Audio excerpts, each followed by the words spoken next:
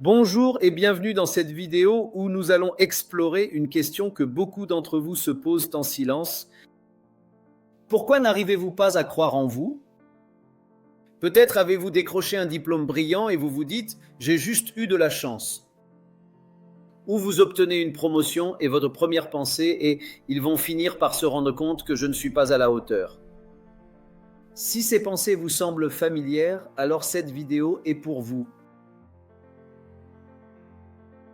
Les chiffres parlent d'eux-mêmes. Selon une étude Indeed de 2024, 60% des professionnels à travers le monde ont déjà ressenti le syndrome de l'imposteur. Il touche particulièrement les femmes, 62% contre 56% d'hommes, les universitaires et les personnes en début de carrière ou en reconversion. Ce phénomène touche des cadres brillants, des étudiants doués, des professionnels accomplis qui, malgré leur succès évident, continuent de douter de leurs compétences. Mais ce qui est encore plus troublant, c'est que vous attribuez systématiquement vos réussites à des facteurs externes, la chance, l'aide des autres, des circonstances favorables, tandis que vos échecs sont immédiatement imputés à vos propres défaillances. Ce syndrome ne reste pas confiné dans votre tête.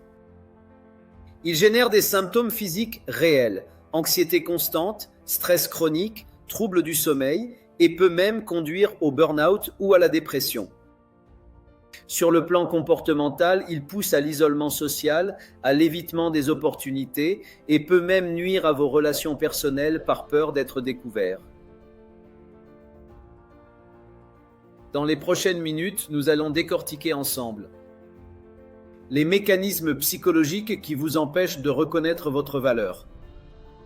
Pourquoi votre cerveau vous joue des tours à travers les biais cognitifs? Comment des personnes comme vous ont réussi à transformer leur rapport à eux-mêmes? Et surtout, les méthodes scientifiquement validées pour enfin développer une confiance authentique en vous.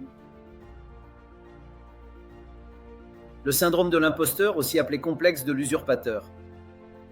C'est un phénomène psychologique dans lequel une personne a du mal à internaliser ses accomplissements et a une peur persistante d'être exposée comme une fraude.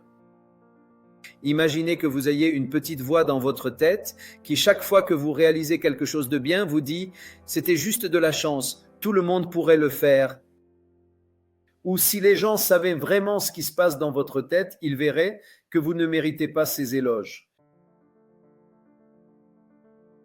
Cette voix intérieure se manifeste de plusieurs façons. L'attribution externe systématique. Vous expliquez vos succès par la chance, le timing, l'aide d'autrui, jamais par vos propres compétences. Le perfectionnisme inadapté, vous vous surpréparez, vous travaillez sans relâche par crainte d'être découvert comme un escroc. L'évitement des opportunités. Vous refusez des possibilités qui s'offrent à vous parce que vous ne vous croyez pas qualifié. La minimisation de vos réussites. Vous banalisez systématiquement vos accomplissements. Ce syndrome a été identifié pour la première fois en 1978 par les psychologues américaines Pauline Clance et Suzanne Imes. Leurs recherches ont montré que même des personnes officiellement reconnues pour leur excellence professionnelle, avec des diplômes et des résultats exceptionnels, n'avaient pas la reconnaissance interne de leur réalisation. Le problème fondamental, c'est que le syndrome de l'imposteur crée un cercle vicieux. Plus vous doutez, plus vous travaillez dur pour compenser vos supposées lacunes. Quand vous réussissez, vous attribuez ce succès à votre travail exceptionnel plutôt qu'à vos capacités naturelles. Cela renforce votre conviction que vous n'êtes pas naturellement doué et que vous devez constamment vous surpasser pour maintenir l'illusion. Prenons l'exemple d'une présentation professionnelle. Vous venez de terminer votre exposé devant 20 personnes. 19 d'entre elles vous regardent attentivement et acquiescent, mais une seule personne consulte son téléphone. Votre cerveau va immédiatement se focaliser sur cette unique personne et vous conclure « personne ne m'écoute, mes idées sont stupides ». Naturellement doué et que vous devez constamment vous surpasser pour maintenir l'illusion. Imaginons que vous receviez une promotion. Au lieu d'être fier de votre travail, vous vous dites « j'ai juste eu de la chance, ils n'avaient pas d'autre choix » ou « ils ne savent pas encore que je ne suis pas à la hauteur ». Vous transformez littéralement l'or en plomb, une compétence que même les alchimistes n'ont jamais réussi à développer, sauf que cherchez l'inverse. Ces biais ne sont pas simplement des mauvaises habitudes mentales, ils ont des bases neurobiologiques concrètes. L'amygdale, la zone de votre cerveau dédiée au traitement des émotions fortes comme la peur ou la colère, est anatomiquement très proche de l'hippocampe, la zone de la mémoire. Résultat, dès que l'amygdale s'active suite à une émotion négative, l'hippocampe enregistre automatiquement l'information associée. C'est pourquoi les souvenirs négatifs sont plus facilement mémorisés que les positifs. Voici une statistique fascinante issue de la recherche en psychologie cognitive. Il faut 5 expériences positives pour contrebalancer une expérience négative. Cela signifie que même si vous accumulez des succès, votre cerveau va naturellement donner plus de poids au moindre échec. C'est comme si votre cerveau était équipé d'une balance truquée où les poids négatifs pèsent 5 fois plus lourd que les positifs. Nous allons maintenant plonger dans un univers fascinant, celui des biais cognitifs. Ces mécanismes mentaux, souvent inconscients, faussent notre perception de la réalité et surtout de nous-mêmes. Comprendre comment ils fonctionnent, c'est déjà commencer à s'en libérer. Un biais cognitif, c'est quoi? Un biais cognitif, c'est une sorte de raccourci mental que notre cerveau emprunte pour traiter l'information plus rapidement. C'est utile pour survivre dans un monde complexe, mais parfois ces raccourcis nous induisent en erreur. Par exemple, imaginez que vous marchez dans la forêt et que vous voyez une forme allongée au sol. Votre cerveau préfère penser à un serpent qu'à une branche par prudence. Ce réflexe autrefois vital peut devenir handicapant dans notre quotidien moderne, notamment quand il s'agit de juger nos propres capacités.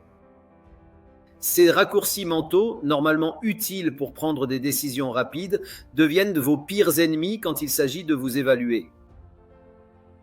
Le premier mécanisme destructeur est l'attribution causale dysfonctionnelle. Votre cerveau explique les événements de votre vie de manière systématiquement biaisée. Quand vous réussissez, c'était de la chance, le bon moment, j'ai eu de l'aide. Quand vous échouez, je suis incompétent, c'est ma faute, je ne suis pas fait pour ça. Prenons l'exemple de Léa, jeune diplômée qui postule pour un emploi. Quand elle n'est pas retenue, elle pense immédiatement « J'ai raté parce que je suis incompétente, je ne suis pas faite pour réussir ». Cette attribution causale interne et stable pour les échecs, combinée à une attribution externe pour les succès, mine systématiquement son estime d'elle-même. Nous venons de voir le biais de négativité par lequel votre cerveau donne plus de poids aux éléments négatifs qu'aux positifs. Il faut 5 expériences positives pour contrebalancer une expérience négative. Cela signifie que même si vous accumulez les succès, votre cerveau se focalisera sur le moindre échec ou critique. Vous avez tendance à ne retenir qu'un détail négatif d'un événement et l'interpréter hors de son contexte. Par exemple, lors d'une présentation où 9 personnes vous félicitent et une personne fait une remarque critique, votre cerveau va se focaliser exclusivement sur cette critique et l'amplifier. Autre exemple, vous réussissez un examen difficile, on vous félicite. Mais au lieu de savourer, vous pensez « j'ai eu de la chance, les questions étaient faciles » ou bien lors d'un entretien d'évaluation, votre supérieur souligne vos points forts, mais vous ne retenez que la remarque sur un point à améliorer. L'abstraction sélective est un voleur de confiance. Elle vous empêche de capitaliser sur vos réussites et d'ancrer une image positive de vous-même. Quand vous recevez un compliment ou une reconnaissance, vous la transformez immédiatement en expérience négative. Ces compliments ne comptent pas vraiment car ils ne savent pas qui je suis réellement. Vous devenez expert dans l'art de transformer l'or en plomb, d'annuler systématiquement toute validation positive. La surgénéralisation vous fait tirer des conclusions globales à partir d'un seul événement négatif. J'ai raté cette présentation, je suis nul en public. La pensée tout ou rien vous pousse à voir les choses en noir ou blanc. Soit je réussis parfaitement, soit c'est un échec total. Exemple, vous faites une erreur lors d'un projet. Au lieu de relativiser, vous vous dites « je rate toujours tout, je ne suis pas fait pour ça ». Or, la réalité est bien plus nuancée. Une erreur ne définit pas votre valeur ni vos compétences. Ces biais cognitifs viennent combler des besoins vitaux. Le besoin de sécurité, de contrôle, d'appartenance sociale. Paradoxalement, en vous dévalorisant, vous pensez vous protéger de la déception future. Mais cette stratégie vous maintient dans un cycle de doute perpétuel. Ces mécanismes dysfonctionnels ont des conséquences concrètes. Ils renforcent des croyances erronées sur vous-même. Ils bloquent le changement car vous n'osez pas prendre de risques. Ils génèrent une souffrance mentale inutile. Ils peuvent même nuire à votre santé physique en sabotant votre capacité à prendre soin de vous. Mais la bonne nouvelle, c'est que ces biais ne sont pas une fatalité. On peut apprendre à les repérer, à les remettre en question et à les transformer. Dans la partie suivante, vous découvrirez comment des personnes comme vous ont réussi à sortir de ce piège mental et surtout quelles méthodes concrètes vous pouvez appliquer pour reprendre le contrôle sur votre estime de vous-même. Ludovic, ancien cadre, raconte: quand j'étais enfant, j'avais souvent l'impression de faire semblant. Cette impression est devenue progressivement une certitude dans le monde du travail, celle d'être un imposteur. Je me posais constamment ces questions. Est-ce que je mérite cet emploi, ce salaire? Suis-je vraiment légitime? Cette obsession du mérite l'a mené à développer des mécanismes de défense qui se sont transformés en crises d'angoisse quotidienne, jusqu'au jour où sa perspective a radicalement changé. Un jour, mon syndrome de l'imposteur s'est évaporé instantanément. J'ai changé de curseur. Je ne me demande plus si je suis légitime. Je me demande simplement si j'en ai envie. Et évidemment, ça change tout. Morgan, 23 ans, diplômé de Centrale Supélec, a obtenu son bac scientifique avec 20 de moyenne. Pourtant, à chaque succès, la même voix résonne. J'ai sans doute eu de la chance. Ce ne peut pas être grâce à mon travail acharné. Je suis sans doute tombé sur de bons examinateurs. Et qui...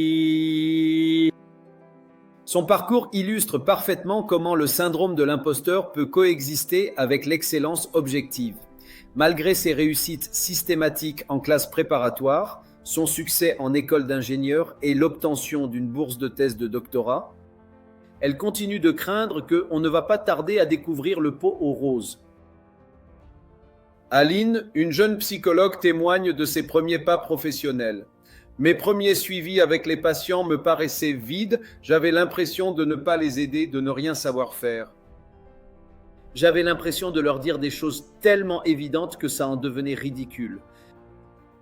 Elle s'imposait des standards irréalistes, comme des entretiens de 45 minutes minimum, et se sentait nulle et inutile quand elle n'y arrivait pas. Avec le temps et l'expérience, elle a appris à réajuster ses attentes et à reconnaître la valeur de ses interventions, même imparfaites. Ces témoignages révèlent des patterns communs dans le processus de guérison. La prise de conscience que le problème vient de la perception, pas de la réalité. Le changement de référentiel, passer de suis-je légitime à est-ce que j'en ai envie. L'acceptation de l'imperfection comme partie normale du processus d'apprentissage. La redéfinition des critères de succès avec des standards plus réalistes et bienveillants. Les recherches montrent que la TCC est particulièrement efficace pour traiter le manque d'estime de soi. Le principe: identifier et modifier les schémas de pensée négatifs qui alimentent votre autocritique. Technique concrète, la restructuration cognitive. Identifiez vos pensées automatiques négatives. Je suis nul, je ne mérite pas ce succès. Questionnez ces pensées. Quelles sont les preuves pour et contre? Remplacez-les par des pensées plus réalistes. J'ai des compétences que je développe. Ce succès résulte de mes efforts et de facteurs externes. Contrairement aux idées reçues, les affirmations positives ont fait l'objet de validations scientifiques rigoureuses. Des études en neurosciences montrent que certaines voies neuronales sont renforcées suite à la pratique d'affirmations. Technique concrète, la méthode des affirmations ciblées. Choisissez une ou deux phrases spécifiques à votre situation. Répétez-les 20 fois le matin et 20 fois le soir, méthode Coué. Visualisez pendant que vous les prononcez. Ressentez des émotions positives associées.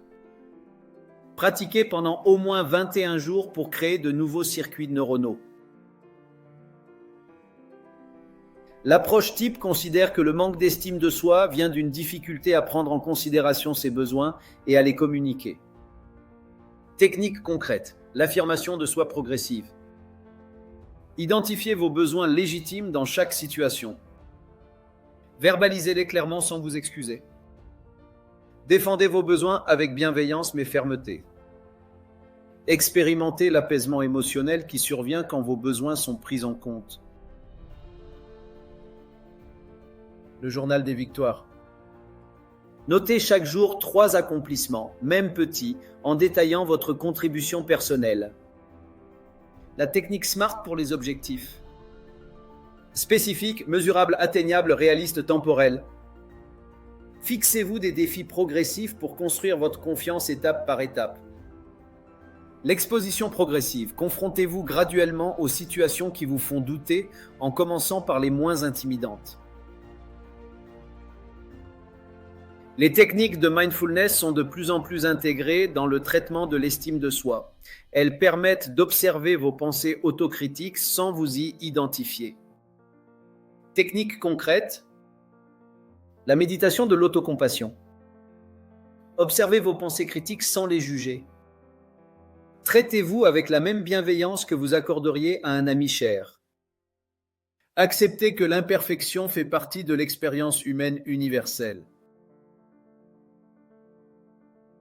Nous avons vu ensemble que votre difficulté à croire en vous n'est pas une fatalité, mais le résultat de mécanismes psychologiques identifiables et modifiables. Le syndrome de l'imposteur vous fait attribuer vos succès à des facteurs externes. Les biais cognitifs distordent systématiquement votre perception de vous-même. Des personnes comme vous ont réussi à transformer leur rapport à elles-mêmes. Des méthodes scientifiquement validées existent pour développer une confiance authentique. Voici ce que vous pouvez commencer dès aujourd'hui. Cette semaine, tenez un journal des victoires. Notez chaque soir 3 choses que vous avez bien faites. Questionnez une pensée autocritique par jour avec la méthode TCC. Pratiquez 5 minutes de méditation d'autocompassion. Ce mois-ci, fixez-vous un objectif SMART spécifique à votre développement personnel. Expérimentez les affirmations positives pendant 21 jours consécutifs. Partagez un succès avec une personne de confiance sans le minimiser. Mais soyons honnêtes. Changer des patterns de pensée ancrés depuis des années demande plus qu'une vidéo de 20 minutes. C'est pourquoi j'ai créé le module incomplet « Fondation d'une confiance authentique ».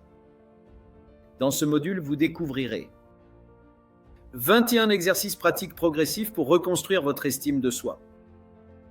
Des situations concrètes où appliquer ces techniques dans votre vie professionnelle et personnelle. Un accompagnement structuré sur 8 semaines pour ancrer durablement ces nouveaux réflexes. Des outils d'auto-évaluation pour mesurer vos progrès objectivement. Ce module s'adresse spécifiquement aux personnes exigeantes comme vous, qui veulent des méthodes rigoureuses et des résultats mesurables. Rappelez-vous, votre valeur ne dépend pas de ce que vous faites ou de ce que vous avez, mais de qui vous êtes. Vous avez déjà en vous toutes les ressources nécessaires pour développer une confiance authentique. Il ne vous manque que les bonnes techniques et la pratique régulière. La question n'est plus « Pourquoi n'arrivez-vous pas à croire en vous ?» mais quand allez-vous décider de commencer à vous faire confiance? Et le module 1 vous attend pour transformer cette décision en réalité concrète. Votre futur vous remerciera d'avoir pris cette décision aujourd'hui.